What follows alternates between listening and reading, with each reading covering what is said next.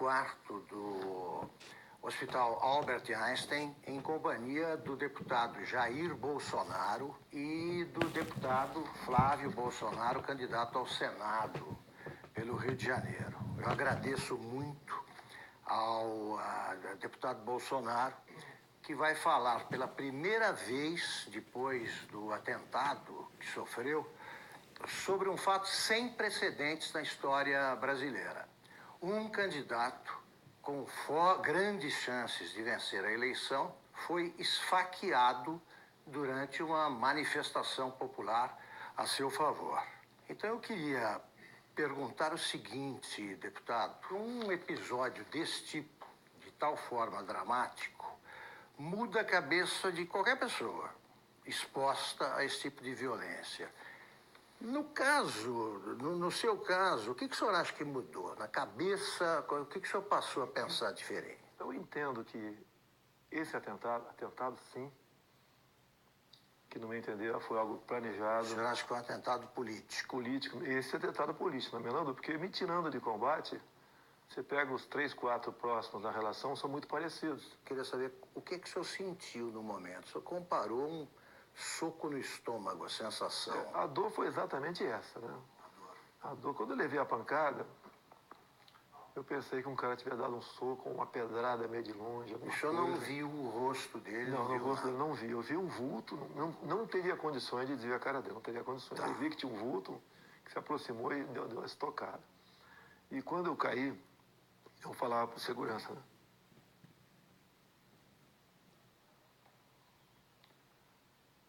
Foi uma porrada no estômago. Porque eu olhei aqui, levantaram a camisa, tinha um cortezinho, mas não sangrava. Foi uma porrada no estômago. Começou a passar o tempo, igual aquela bolada que tirava no futebol. E a dor não passava. E eles já estavam, os seguranças foram excepcionais, né? Os colegas meus da Polícia Militar, da Polícia Federal, tinha mais gente de outros órgãos, com toda certeza. Me levaram rapidamente para o hospital. Bem, o que eu fiquei sabendo lá no hospital? Na Santa Casa de Juiz de Fora. Aconteceu vários milagres, né? Primeiro, o cara deu uma facada e rodou. Ele rodou para matar mesmo, o cara sabia o que estava fazendo. Daí já vem esse papinho que ele já foi açougueiro. Açougueiro, ajuda de pedreiro, já começa essas conversinhas todas aí, tá? E por questão de milímetros não atingiu veias aqui que não teria como eu resistir. Foram em 3 lugares no intestino fino e um no grosso, onde espalhou fezes por aqui tudo. Me levaram para o hospital. Eu ainda não sabia o que tinha acontecido, né? Bem, resumindo, foi drenado mais de 2 litros de sangue, 35 pontos, levei aqui, abriram tudo, botaram tudo para fora. Me disseram que eu acordei 2 vezes durante a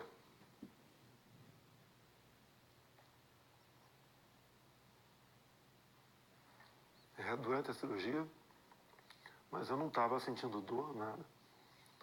E depois fiquei sabendo, quando eu acordei, que não sei se era noite ou madrugada, eu estaria sendo transferido para cá, para Alberto Einstein. O senhor chegou a perder os sentidos lá? Não perdi os sentidos. Não perdeu os sentidos. Nem até chegar ao hospital. Era uma dor de uma pancada no estômago insuportável. O senhor teve medo de morrer? Sempre existe esse temor. Digo mais, não é por mim. Em quem o senhor pensou? Em primeiro lugar, na minha filha, de 7 anos de idade. O senhor pensou nela, tem 7 anos. Ela, inclusive, me inspira na política, né? E, logicamente, depois da minha família como um todo. E sempre avisei a minha esposa que, desde o evento até hoje, está do meu lado, aqui em São Paulo, que poderia correr esse risco. O senhor achava que podia... Existia essa possibilidade, tá certo? Porque eu estava abusando, né? Que se você vê as tomadas de aeroporto, muita coisa poderia acontecer. E eu falava para o pessoal de segurança do meu lado, que essa possibilidade ia se aumentar a partir do momento que a minha popularidade ia crescendo. Porque eu estou crescendo da onde, Augusto? Qual o tamanho do meu partido? Qual é o nosso fundo partidário? Eu costumo dizer, é verdade, quer ver? Você pontou aqui, tem 10 pessoas, 15 que trabalham comigo, a maioria voluntários. A minha equipe de política, ela é menor que a equipe da Polícia Federal, que, por lei, está à minha disposição. Deputado, o senhor acha que o autor do atentado, o Adélio Bispo de Oliveira, agiu sozinho? Eu acredito que não. Ele não é tão inteligente assim, não. Né? Com um ato como aquele, a tendência natural é ser linchado. Então ele foi para cumprir a missão, quase que na certeza que não seria como. Teria gente ao lado dele. E isso realmente, pelo que eu ouvi dizer, não tenho certeza ainda, a Polícia Civil lá de Juiz de Fora está bem mais avançada que a Polícia Federal. Porque o depoimento que eu vi do delegado da PF que está conduzindo o caso, realmente um depoimento para abafar o caso. Eu lamento o que eu ouvi ele falando, dá a entender até que age em parte como uma defesa do criminoso. Isso não pode acontecer.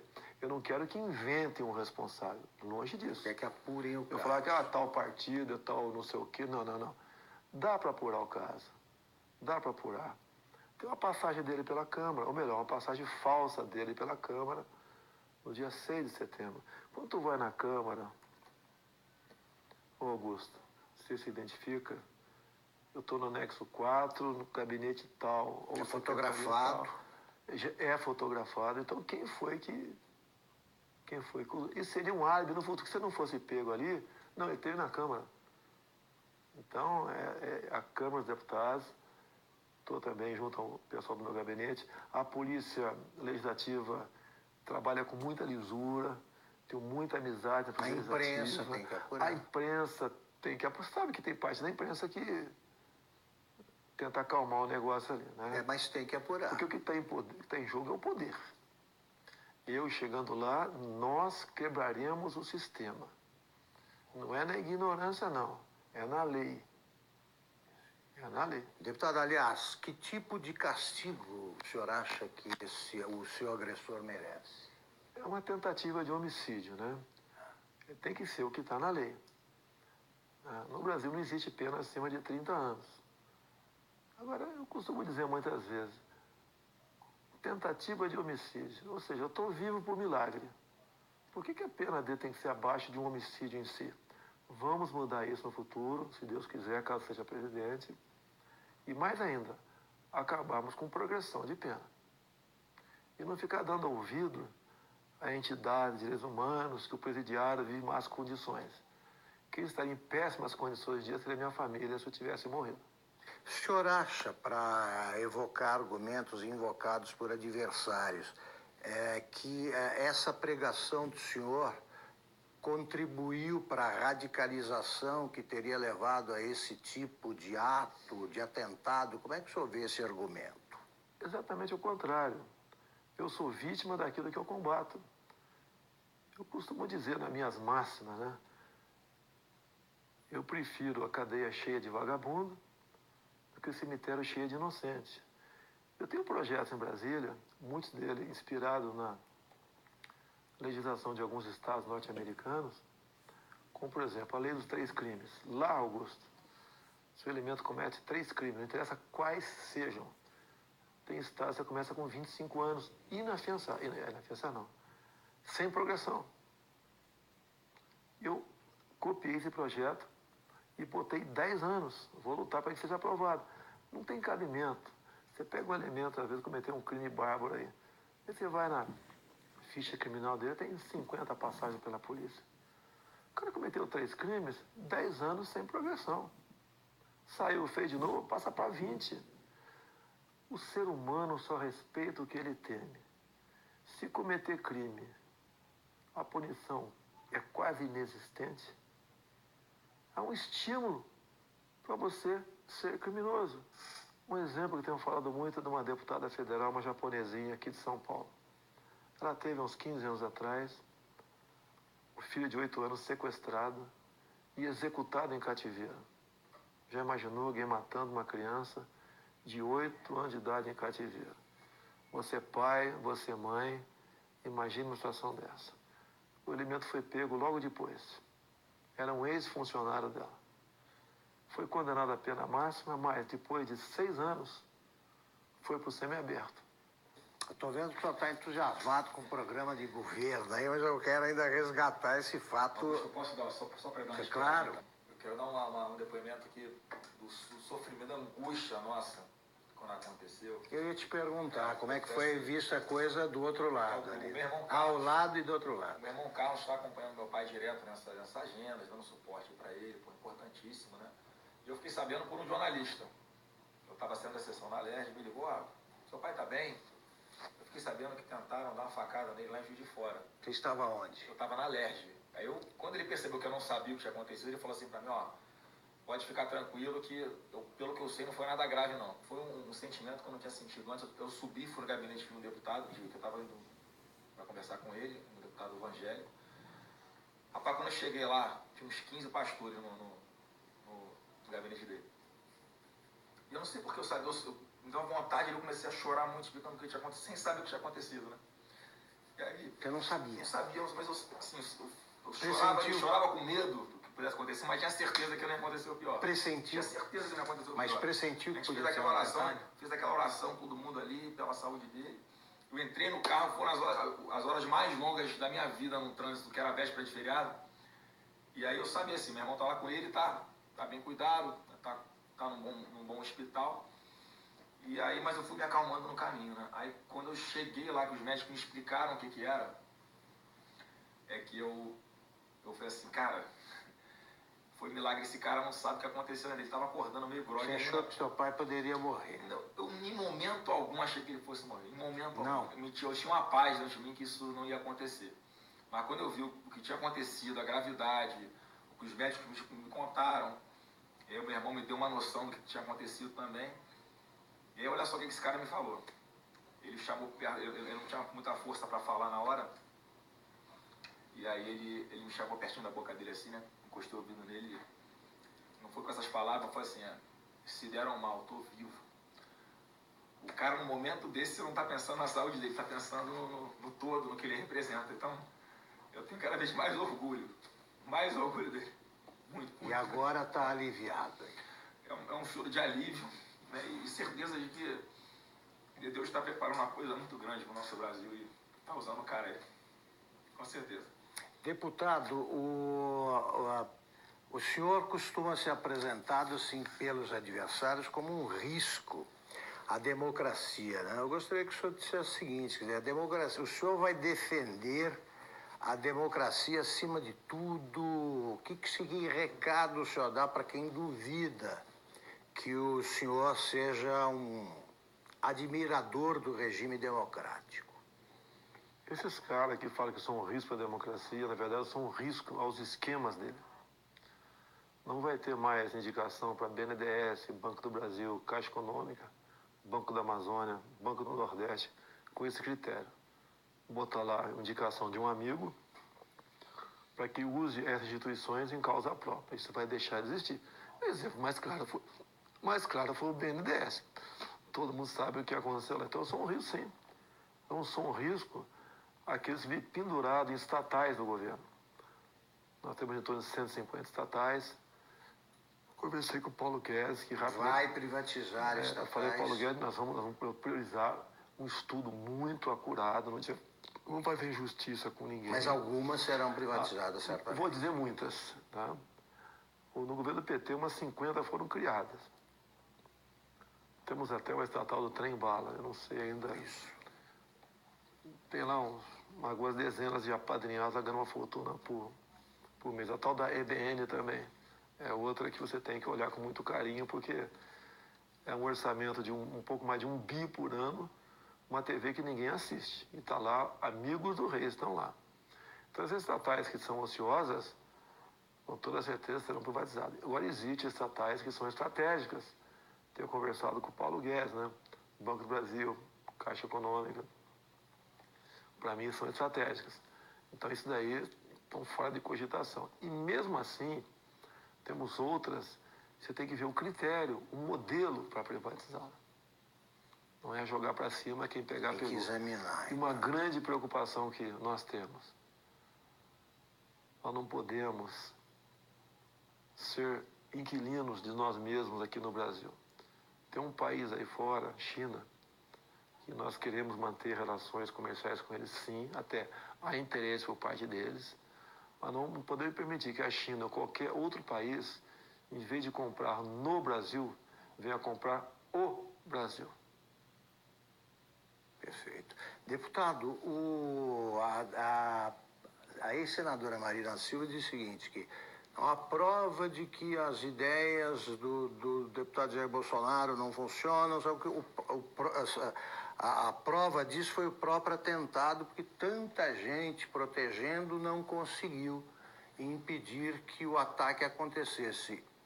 A Polícia Federal falhou? O senhor notou falhas no esquema de segurança? O ambiente não tem como você ter um sistema de segurança perfeito. É um tumulto ali, né? Eu vejo pela televisão. E eu sempre falava com eles da possibilidade, né, crescente disso acontecer, tendo em vista o nosso crescimento junto à opinião pública. Então, eu não culpo a Polícia Federal, não.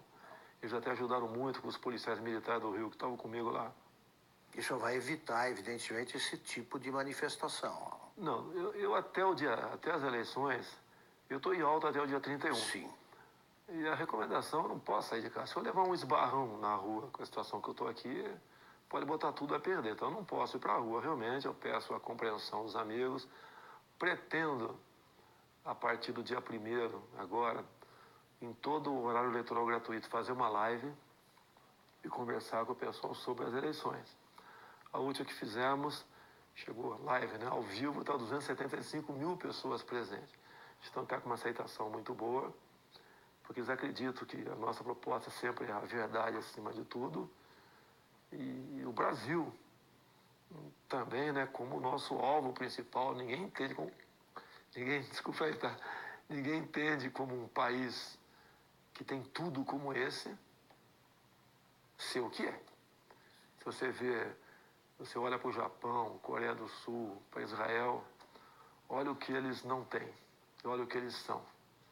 Olha para cá o que nós temos, o que nós não somos. Agora, a solução disso passa pela não aceitação da indicação política. O senhor pode chegar à presidência... E eu estava tão feliz que eu não percebi.